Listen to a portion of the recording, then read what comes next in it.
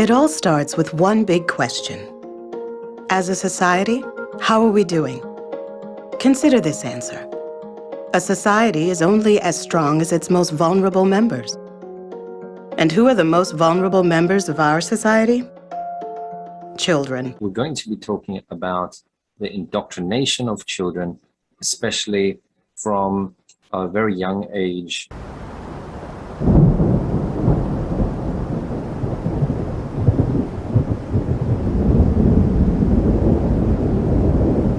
Happy Pride, everybody!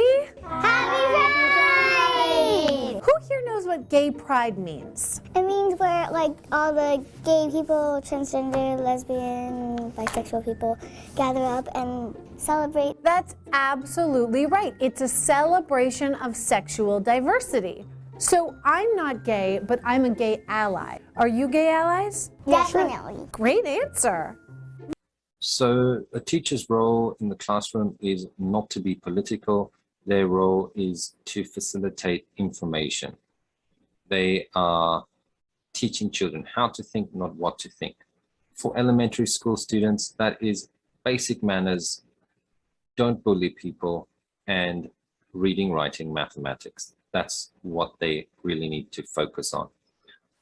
Unfortunately, some teachers are treating it as their own political playground. Hi, my name is Brenda Lebsack. I've been a public school teacher for over 25 years in California and Nevada, and was a school board member from 2016 to 2020. As an insider, I feel compelled to warn parents about dangerous ideologies being promoted to your impressionable children. I have always been an advocate of public education, but not anymore. This agenda is not about transgenderism. It is about intentionally confusing children about their gender. Here are pre-K through second grade curriculum examples presenting gender as a myriad of choices with many pronouns. In the book, they, she, he, me, free to be. Here's a picture of people who are both genders using the pronoun of they. Here's a picture of people who have no gender with pronouns of z or tree. It says you can change pronouns from he to she or she to he. This teaches kids that gender is fluid, and it says there are many more genders and pronouns waiting to be discovered and used. That gender is unlimited based on a child's feelings.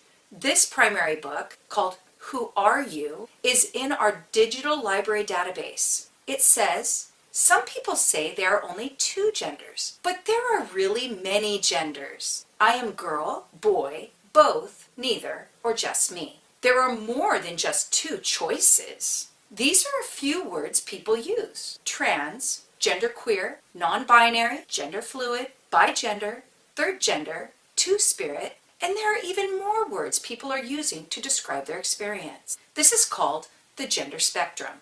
Our education departments call this inclusion, but I call it confusion and delusion. Did you know that some states require teaching that Francis Bacon and Emily Dickinson were gay? And now, New Jersey, Illinois, Colorado, California, Washington, and the District of Columbia have ordered that schools teach sexual orientation and gender in numerous classes.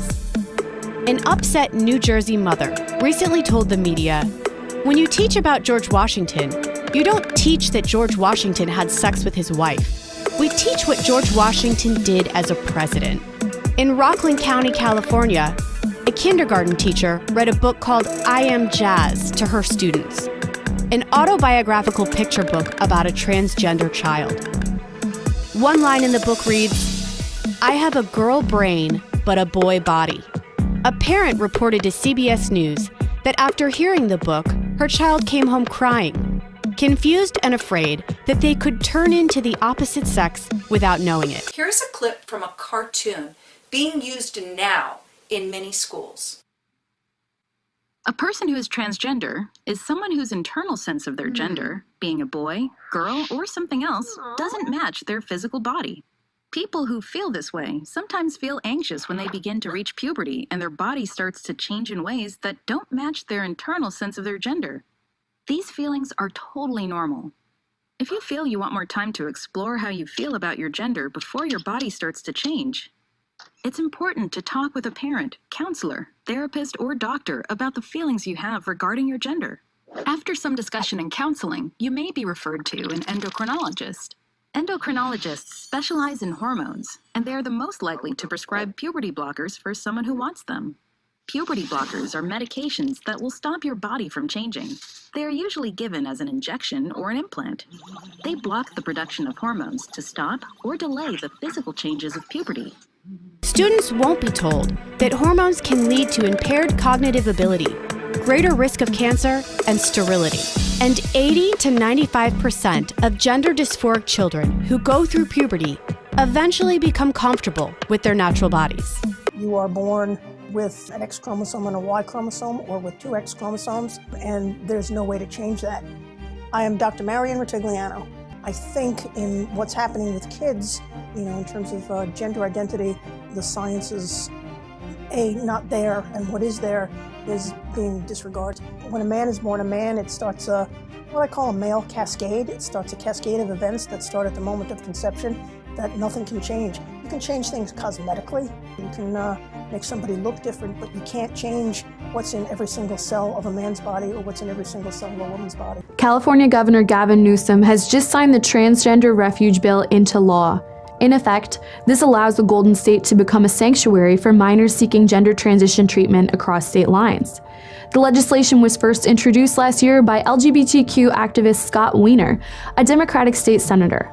Also known as Senate Bill 107, it is set to take effect in January. Under the new law, California doctors can perform surgeries on children's genitalia and offer them puberty blockers and hormones without their parents' knowledge or consent. And California courts will now be able to take custody of kids seeking these treatments and enroll them in the state's foster care system. But society must have standards of conduct, especially when it comes to our children. Parents must activate to prevent the exploitation, the physical mutilation, and the harmful indoctrination of our kids, to protect our children from being sexualized and robbed of their innocence. The majority of Americans should be able to agree that drag shows, pornography, and radical gender-fluid ideologies have no place near young children.